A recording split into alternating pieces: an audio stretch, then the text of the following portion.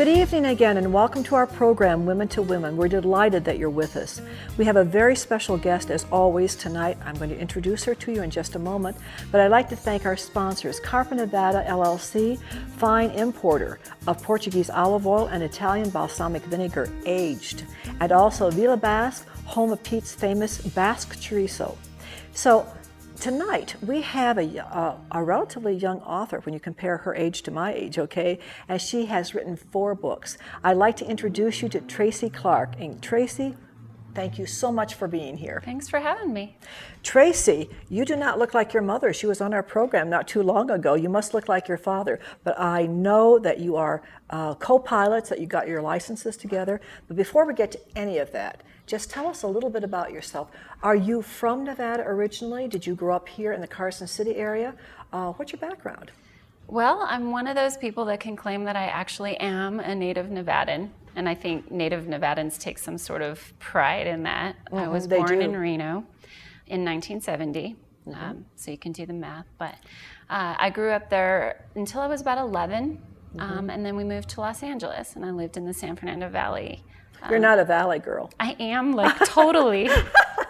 Okay, Valley girl, go on. Yeah, and then I got a yearning for home and found that, you know, I missed my family and was looking for a bit of a quieter life. And I got lured here as well, though. My mother dangled the get your pilot's license carrot in front of me. If you move back, we'll get our pilot's licenses together. And that was on my list, and I couldn't pass it up. And so I came back. You know, Tracy, that takes a lot of courage. Your mother, Yvonne, when she explained to me and as well as to our audience that she is a licensed pilot, I thought, what makes you want to go up into that air and soar with the winds, with the mountains, with all these uncontrollable factors in my mind? Why do you like to fly? Why did you want your pilot's license? Not just because of your mother, but what personal reasons? Well, I was introduced to it at a young age. I was about 8 when my stepdad and I took a flight from Stead to Burbank to see the King Tut exhibition there. Oh. And he was very free with letting me play in the plane, letting me do some flying. And once you've had a taste of it, I think at a young age before you're, I think at that age, you're not smart enough to be afraid. You know what there's I mean? no fear. There's no fear. It's just fun. Yes. And so I didn't have any reason to be afraid of it. And so from that point forward, it was always on my list to become a pilot. It can be an expensive endeavor, and so that's one of the reasons I didn't do it until I was about 25. Okay. And I was fortunate enough that my mother's in the aviation business, and so I could borrow the keys to the plane and, you know. Do you have siblings? I do. I have 4 half-sisters. None of us grew up together. Well, that is to say, I didn't grow up with them, but I have great relationships with them now. In fact, I'm going to be in my sister's wedding this summer. So you consider yourselves all sisters? There's no, half sisters or step sisters. You're all sisters. Oh yeah. How do you keep a blend like that going? If you didn't grow up with them, how did you form that tight, that close relationship? Well, they were young when I met them, and I was 18. So I think kids, again, like with the flying, they want to love you, that they have no bias, and they immediately took to me and I took to them. They were young anyway. And so it was easy to form a sisterly bond with these 2 beautiful little girls. And so I've watched them grow up, you know. What other interests besides flying do you have that are personal to you? Things that you do to relax, to go places, to get these ideas for your writing? I love to travel. I think that's important. I love to read, and so as a writer, that's obviously really important, not only to see how other people tell stories, but to be inspired by better writers than me. How, in your opinion, how do you know if you're reading good work or not? If this is a good writer? That's changed as I've become a writer. I think I'm a different reader now that I'm a writer. How so? Well, the more I learn about the craft of it and what it takes to actually build a story, the more I can see how other people are doing it. The more rules I know, the more I can break in my own writing. Now, when you say the more rules that I know, what do you mean? Rules. Rules, okay. Yeah. Rules. You mean there are rules to writing? They like to tell you there are. Yeah, there's all kinds of rules. And the trick is to know them. And then once you know them, maybe you can get more artsy and artistic and break them. But all right. So, Tracy, for example, I'm an avid reader, and I like fiction and nonfiction, and I toy with the idea of perhaps writing a book one day. But what rules would I have to be aware of in order to have the public receive with interest and be aware that, hey, this is either a good book or it's not. I'm going to put it down and forget about it. What rules do I need to pay attention? I think that goes back to your first question too, about how to connect with a certain piece as well, or what makes me connect with it. And there's always that indefinable magic, first of all. I mean, someone either can grab you by the heart or they can't. But I think there's ways to learn how to do that. It's creating characters that people can identify with, fully formed characters that aren't cookie cutouts, you know? Right. What grabs you characters. as a writer about starting a book? You say you've traveled. Have those traveling experiences added to the characters or to the atmosphere, the background in your books? Have you used those actual traveling experiences? Yeah. The last book I wrote, half of the book is set in Ireland. So I went there in 2010 and toured some of the beautiful sites like Newgrange and the Cliffs of Moher, and really fell in love with the place. And I knew I was already going to write about Ireland, and I didn't go there specifically to research it, but certainly knowing that I was going to write about it and being there lent itself to seeing it with new eyes. I found myself taking notes constantly and really seeing it in a more lyrical, poetic way than maybe I would have if I were just a tourist. Are you part Irish? Yeah. I'm part everything, though. That's a funny question. Yeah. But if you're a mutt, you can go any place and be successful. Right. Okay. People in Ireland thought I was Irish. It was really because funny. of your coloring, your complexion, your hair coloring. You look Irish. Well, thanks. I took it as a total compliment. When I was, standing in a pub or something and I started to speak, I'd get some Irish girl saying, "My God, I thought you were Irish till you opened your mouth," And it was really cool. I loved it. But.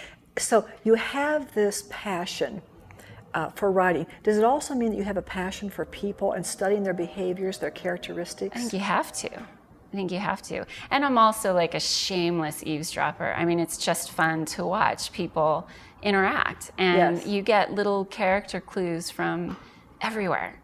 The clerk at the store and the carpool place when you're picking up your kids, or even your own kids. I write for children, so as my kids get older, specifically I write for teens, so as my kids get older, I'm definitely listening to the slang, how they're talking. Their thinking? Yeah.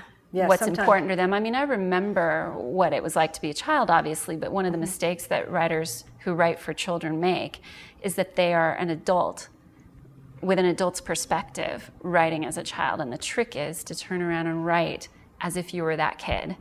So the kids buy it, the ones who are reading it. The teenagers that read my books don't want to think of the adult that wrote them. They want to connect with the teen character in them. So I remember it's like acting. When I was living in a different country and I did not yet know the language. So I went to the parks for the mothers and the children, and I learned infant. I learned toddler talk. I learned preteen talk by listening through the ears of a child and through the eyes of a child, how they communicated with their mother. And you're so right. In order to capture the attention of that reading audience, you have to be one of them. Right. That's the magic, I think. And if teens buy it, or even if you're writing for a middle grade 8-year-old or 10-year-old, if they buy it, in other words, if they forget that a grown-up wrote this, they're with you. And there have been some very successful women authors. Oh, yeah. As an English teacher, as a teacher in the elementary grades, I'm always looking for and enjoying sharing those books that kids they click right onto it. Yeah, that's how it is in our home. That's what my mom told me, as a matter of fact. Right. I pay attention to what my kids are interested in, too. It gives me a, kind of an insight into what might be coming up. How many children do you have? I have two. Two. A 10-year-old son and a 12-year-old daughter. And as a parent, you're listening to their conversations, you're listening to how they communicate with each other as brother and sisters. So have these characteristics of your own children appeared in your books? Yeah. Can they see themselves? Well, no, they're not allowed to read my books. Oh! Honestly? Honestly, yeah, not yet, because I write a bit edgier YA. YA stands for young adult. Okay. There may be content in there that, even though I've touched upon it in conversations with them, not quite ready for them to actually read it recreationally. Good for you. Good for you. So even my own writing, to some extent, I'm going to hold back from them until I think they're mature enough to handle the content. Am I able to ask you the name of a couple of your books? Do you have titles to them yet? I do. The one that had Ireland involved with it is called Cynthia. Cynthia. Cynthia. Actually, the Italian character would call it scintilla, but it is spelled like scintilla. Okay. Really. And now, your books that you have written, what struggles are you experiencing or have you experienced in getting them published? How do you've got all of this world inside of you. Yeah. You've got all of these characters, you've got the plots, you know the rules, you know the connections that are being made. How do you convince a publisher that you have got a winner book? Well, the funny answer I would like to say is that's my agent's job. But, you know, it's my job to produce a book that they're going to be interested in. It's his job to peddle it, and he's very good at what he does. Okay. He's got a great client roster, and I'm really happy and lucky to be part of that stable of authors. But, you know, you can't write to trends, I would say. Everyone who's seen the popularity of, like vampire books, they're behind the curve. Those, by the time you write your book, sell it, and it actually comes out, that trend may be gone. So you have to write for yourself, and you have to write stories that mean something to you. That have those enduring qualities that humans can all connect with. Right. Regardless of language, regardless of culture. Something basic in all of us as human beings, men and women, children, that never go away. Right. They're always with us. So this is a question that I'm dying to ask you. You were born, you said, in 1970. So when you were growing up, what was in music? What was in terms of television programs, in terms of clothing? What was in? Here's where people make fun of me. Satin was totally in. Satin was in. Satin what? I was out of the country. Satin what? Satin little jackets. We were just talking about this recently. Those little satin shorts and glasses with, you know, rhinestone words that say things like foxy. Goldie Hawn. Just that's what I'm thinking. It's Goldie funny. Hawn. And you know, music-wise, I mean, it ran the gamut from disco to what we now call classic rock. Was that Saturday Night Fever time? Yeah, well, I was probably about 10 when that came out. And that was I remember wanting film. to watch it, not being allowed to at that point, and I was all bitter. But well, you're doing the same thing with your children in the content of your books right now. Okay, you understand. I know, I get it, yeah. But Reno was a very different place, too. Yes. I lived in a trailer park in Verdi that's still there, actually, even though Verdi has become, you know, a place where people who can afford to buy these or build beautiful homes on the river now live there. But at the time that I was there, it was nowhere. It was the outskirts of Reno, and it was beautiful, though. Yes, The river there and the railroad tracks, and it was kind of idyllic and beautiful. Well, when we come back to the second half of our program, Tracy, I'm hoping that you're able to, you know, as a mother of 2 children, as a woman who is basically, and a mother who's basically supporting those children, okay, with the help of a separated partner at this time, some of the struggles, some of the challenges that you face on a daily basis and maybe on a monthly basis, how much of it can be, I know you have the support of your family, but being out there as a young woman, as a parent who cares about the outcome of her work as well as the outcome of her children. I hope you'll share some of those challenges that you're now facing. Sure. All right. We'll be right back. Don't go away. A fire-adapted community is prepared to survive a wildfire with little or no firefighter assistance. To help prevent ignition by embers, remove dead and dying plants from around your home. Be sure to remove low-hanging branches and the flammable plants underneath your trees, also known as ladder fuels. Non-flammable plants and pathways create separation and help prevent fire from spreading to your home. Make it lean, clean, and green. Visit livingwithfire.info for more tips to save your home. Come into Villa Basque Deli and Cafe right here in Carson City, Nevada. Discover fine Portuguese extra virgin olive oils, vintage balsamic vinegars, and a wide assortment of international health teas provided by distributor Carpa Nevada, LLC. In addition to these terrific items, Villa Basque is also the home of Pete's famous Basque chorizo, handmade on the premises from Pete's secret family recipe. Satisfy your culinary curiosities. Don't delay.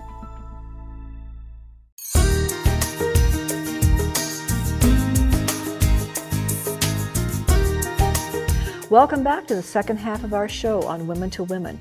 We have Tracy Clark with us tonight, and I just want to take a moment here.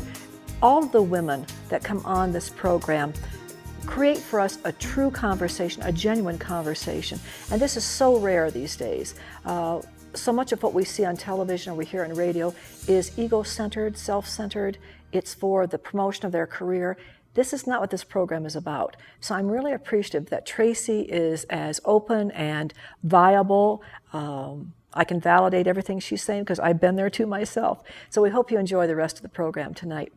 Tracy, as we get back and make kind of a rapid review here, you are a mother of two. Mm-hmm. You're separated. You're helping to take a look at life in new eyes. Goals that came up during the separation period that maybe you didn't think about before. You're growing as a woman, as a person.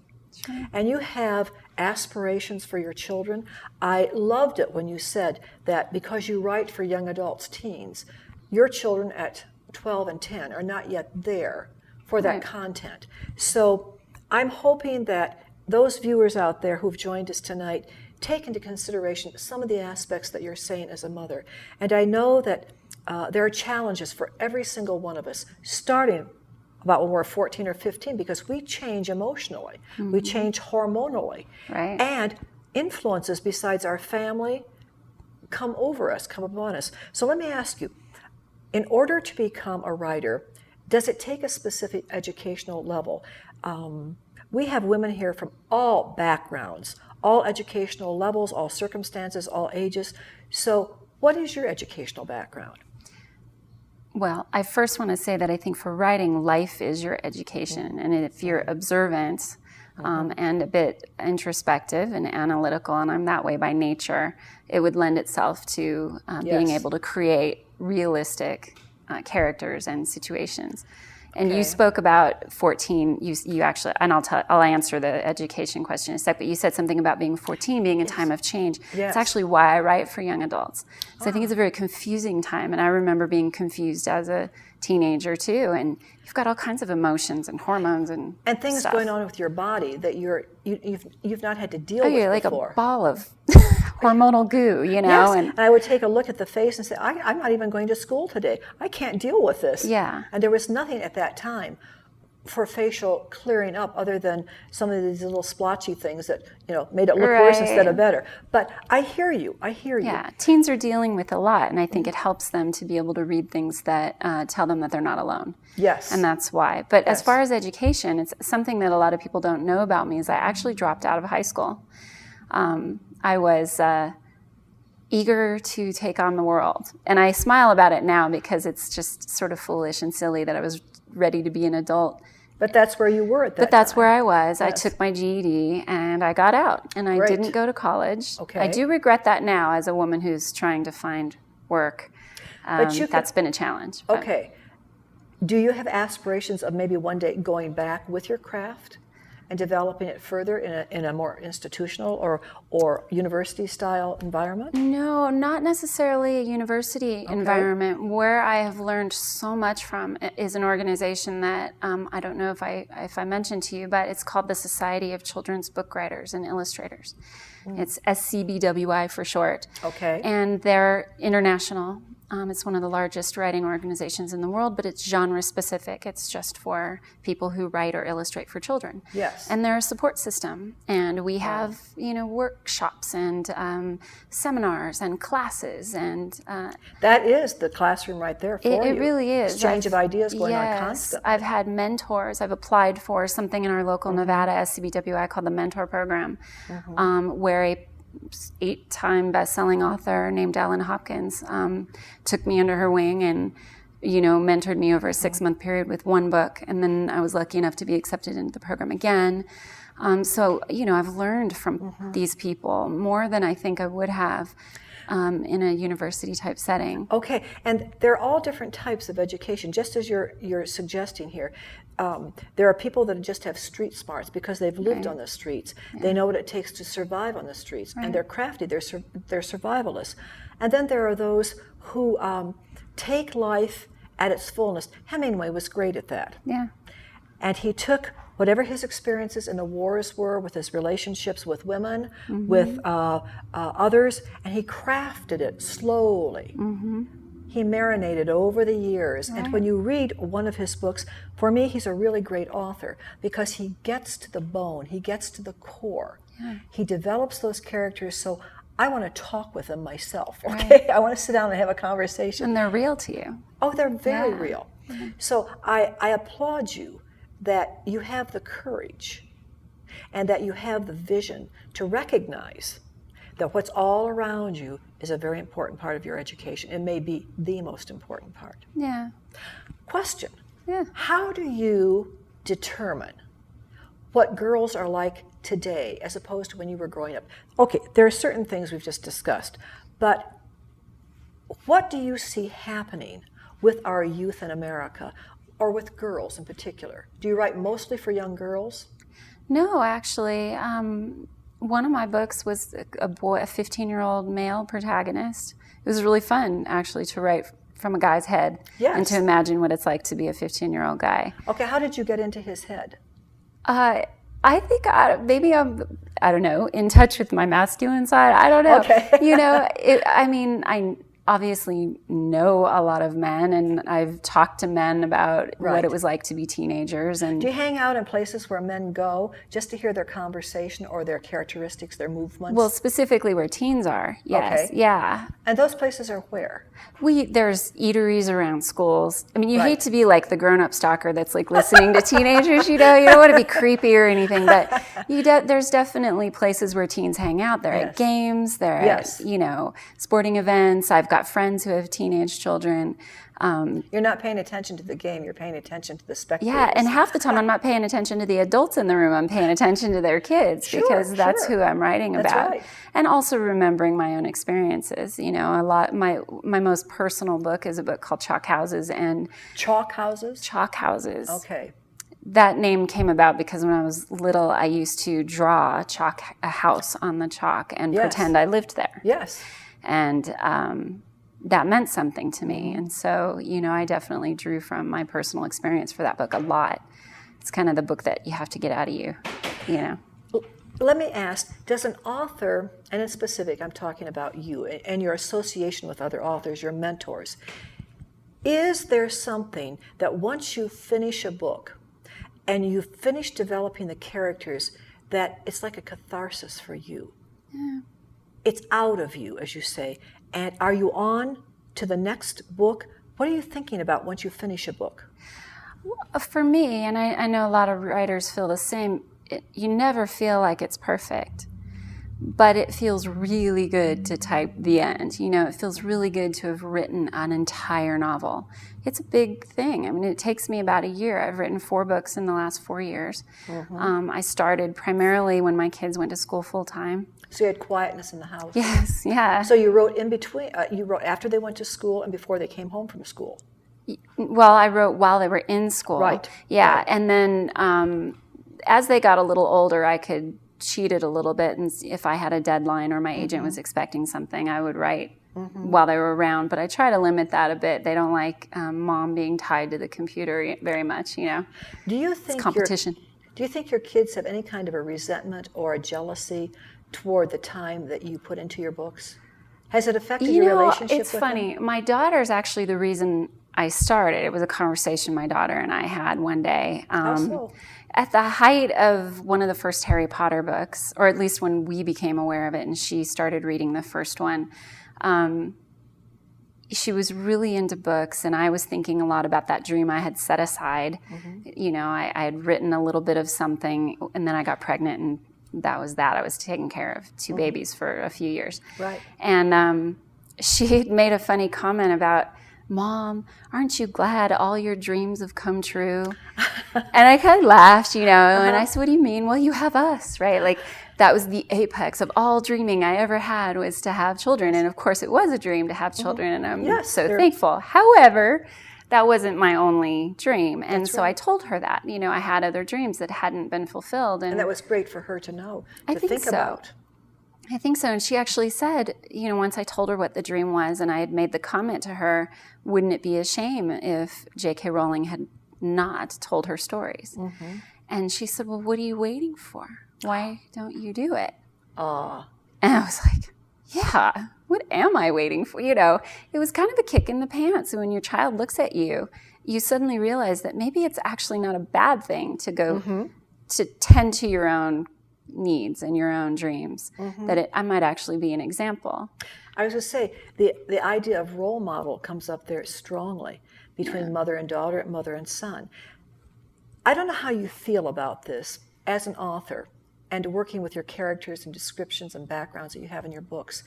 How important do you think it is that parents not only allow their children to give them ideas, but that parents need to confide in, they need to converse with their families, especially with their children, that there are dreams that adults still have, and there's nothing wrong with that. Yeah. They're not cut out of that adult's life. Right. There's a potential, the possibility that a better family environment, ensues after that. Yeah, I think it shows them that I'm not just mom. I'm a woman. I'm Tracy Clark. I have my own dreams and my own desires that may not actually have anything to do with them, though being a successful author would obviously benefit them. It isn't why I started writing, and it isn't why I wanted to write. I wanted to express myself. And they see a multifaceted mother. So. Yeah. Yes. They know where my goat is roped, though. I mean, when they want my attention, it's definitely, they know how to get it. Yeah, you care about his writing.